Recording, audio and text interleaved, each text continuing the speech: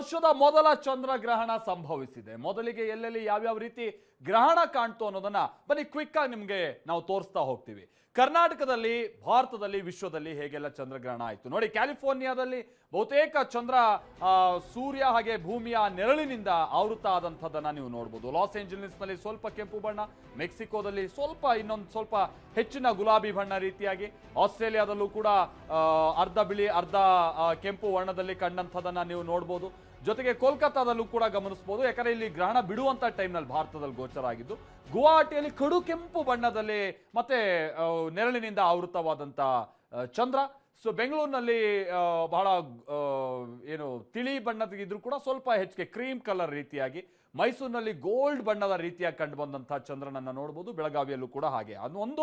ಹೌದು, ಅದು ಕೆಂಪು ಬಣ್ಣಕ್ಕೆ ಇವತ್ತು ತಿರುಗ್ತಾ ಇತ್ತು. ಅದಕ್ಕೆ ಕಾರಣ ನೀವು TV9ನಲ್ಲೂ ಸಂಜೆ ಎಲ್ಲ ನೋಡಿದ್ದೀರಾ.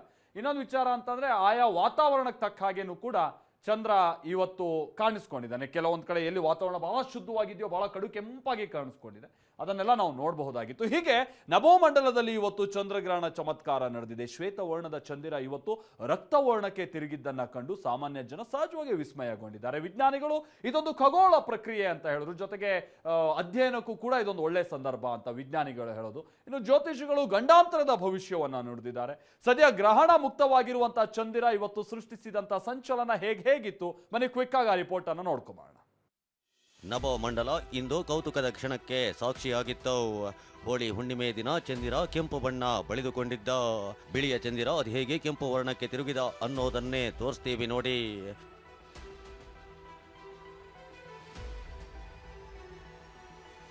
ಮಧ್ಯಾಹ್ನ 3:13ಕ್ಕೆ ಗ್ರಹಣ ಸ್ಪರ್ಶ ಕಾಲ ಶುರುವಾಗಿತ್ತು. ಮಧ್ಯಾಹ್ನ 3:30 ವೇಳೆಗೆ ಚಂದ್ರನ ಪಾರ್ಶ್ವ ಕಪ್ಪಾಗಲು ಶುರುವಾಗಿತ್ತು. ಸಂಜೆ 4:40 ವೇಳೆಗೆ ಗ್ರಹಣದ ಮಧ್ಯಕಾಲದಲ್ಲಿ ಚಂದ್ರನ ಬೆಳಕು ಮಬ್ಬಾಗಿತ್ತು. ಸಂಜೆ 5ರಿಂದ ಚಂದ್ರ ಕೆಂಪು ವರ್ಣಕ್ಕೆ ತಿರುಗಿದ್ದ.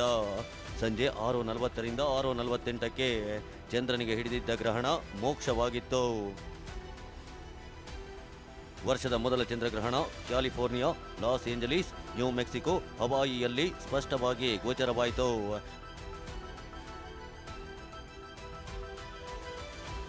ಇನ್ನು ಭಾರತದ ಈಶಾನ್ಯ ರಾಜ್ಯಗಳಲ್ಲಿ ಗ್ರಹಣ ಹೆಚ್ಚು ಹೊತ್ತು ಗೋಚರವಾಗಿದ್ರೆ ಸಂಜೆ ಬಳಿಕ ರಾಜ್ಯದಲ್ಲೂ ಗ್ರಹಣ ವೀಕ್ಷಣೆ ಆಗಿತ್ತು. ಇದು ಸಂಪೂರ್ಣ ಚಂದ್ರಗ್ರಹಣ. ಹೀಗಾಗಿ ಈ ಚಂದ್ರಗ್ರಹಣದ ವೇಳೆನಲ್ಲಿ ಚಂದ್ರ ರಕ್ತವರ್ಣ ಅಥವಾ ಹಳದಿ ಮಿಶ್ರಿತ ಕಿತ್ತಳೆ ಬಣ್ಣದ್ದಾಗಿ ಕಾಣಿಸ್ತಾರೆ. ಇನ್ನು ಬೆಂಗಳೂರು ಸೇರಿದಂತೆ ರಾಜ್ಯದ ಪ್ರಮುಖ ದೇವಾಲಯಗಳು ಗ್ರಹಣದ ಹಿನ್ನೆಲೆಯಲ್ಲಿ ಬಂದ್ ಆಗಿದ್ವು. ಸಂಜೆ ಗ್ರಹಣ ಅಂತ್ಯ ಆಗ್ತಿದ್ದಂತೆ ದೇವರಿಗೆ ವಿಶೇಷ ಅಭಿಷೇಕ, ಪೂಜೆ ಸಲ್ಲಿಸಿ ಬಾಗಿಲು ಓಪನ್ ಮಾಡಲಾಯಿತು. ಆದರೆ ಬೆಂಗಳೂರಿನ ಬಂಡೆ ಮಹಾಕಾಳಿ, ಬಳ್ಳಾರಿಯ ಕನಕದುರ್ಗಮ್ಮ, ಮಂತ್ರಾಲಯದ ರಾಯರ ಮಠ, ಗದಗದ ಐತಿಹಾಸಿಕ ತ್ರಿಕೋಟೇಶ್ವರ ದೇಗುಲ, ರಾಯಚೂರಿನ ಸುಗ್ರೇಶ್ವರ ದೇಗುಲದಲ್ಲಿ ಎಂದಿನಂತೆ ಪೂಜೆ ಪುನಸ್ಕಾರ ನಡೆದವು.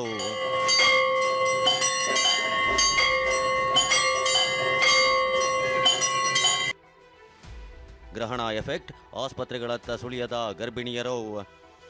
ಗ್ರಹಣ ಕಾಲದಲ್ಲಿ ಗರ್ಭಿಣಿಯರು ಮನೆ ಹೊರಗೆ ಬರಬಾರ್ದು ಅನ್ನೋ ಮಾತಿದೆ. ಹೀಗಾಗಿ ಇವತ್ತು ಗರ್ಭಿಣಿಯರು ಮನೆ ಹೊರಗೆ ಕಾಲಿಡ್ಲೇ ಇಲ್ಲ. ಚಿಕ್ಕಬಳ್ಳಾಪುರದಲ್ಲಿ ಹೆರಿಗೆ ಡೇಟ್ ಕೊಟ್ಟಿದ್ರು, ಆಸ್ಪತ್ರೆಗೆ ಬಾರದೆ ನಾಳೆ ಬರ್ತೀವಿ ಅಂತಿದ್ರು.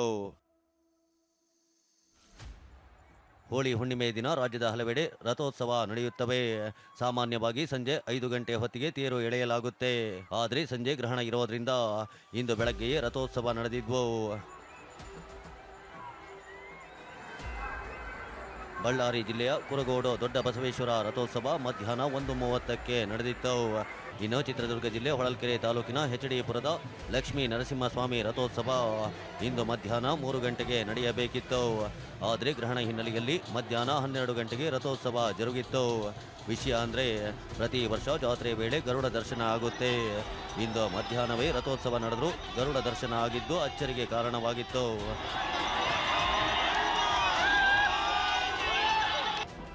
ಹಾಸನ ಜಿಲ್ಲೆ ಹೊಳೆ ನರಸೀಪುರದ ಲಕ್ಷ್ಮೀ ನರಸಿಂಹಸ್ವಾಮಿ ರಥೋತ್ಸವ ಇಂದು ಸಂಜೆ ಸಾಗಬೇಕಿತ್ತು.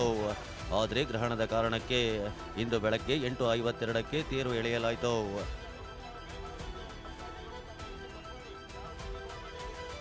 ಗ್ರಹಣ ಇರೋದ್ರಿಂದ ರಥೋತ್ಸವಕ್ಕೆ ಬಟ್ಟೆ ಹಾಕೋದು ಬೇಡ ಅಂತ ಜೆಡಿಎಸ್ ಶಾಸಕ ಎಚ್.ಡಿ. ರೇವಣ್ಣ ಹೇಳಿದ್ರು. ಇದು ಕಾಂಗ್ರೆಸ್ ಜೆಡಿಎಸ್ ಜಟಾಪಟಿಗೆ ಕಾರಣವಾಗಿತ್ತು. ಕೊನೆಗೆ ಹೂವಿನ ಅಲಂಕಾರದಲ್ಲೇ ರಥೋತ್ಸವ ಸಾಗಿತ್ತು.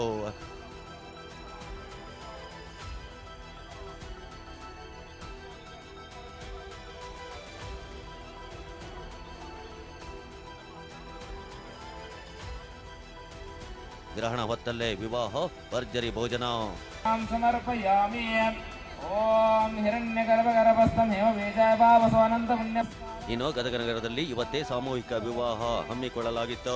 ಪಂಡಿತ್ ಪುಟ್ಟರಾಜ ಗವಾಯಿಗಳ 112ನೇ ಜಯಂತ್ಯೋತ್ಸವ ನಿಮಿತ್ತ ನಡೆದ ಕಾರ್ಯಕ್ರಮದಲ್ಲಿ 19 ಜೋಡಿಗಳು ದಾಂಪತ್ಯ ಜೀವನಕ್ಕೆ ಕಾಲಿಟ್ಟವು. ಮೂಢನಂಬಿಕೆಗೆ ಗೋಲಿ ಹೊಡೆದು ಸತಿಪತಿಗಳಾದರು. Bureau report, TV9.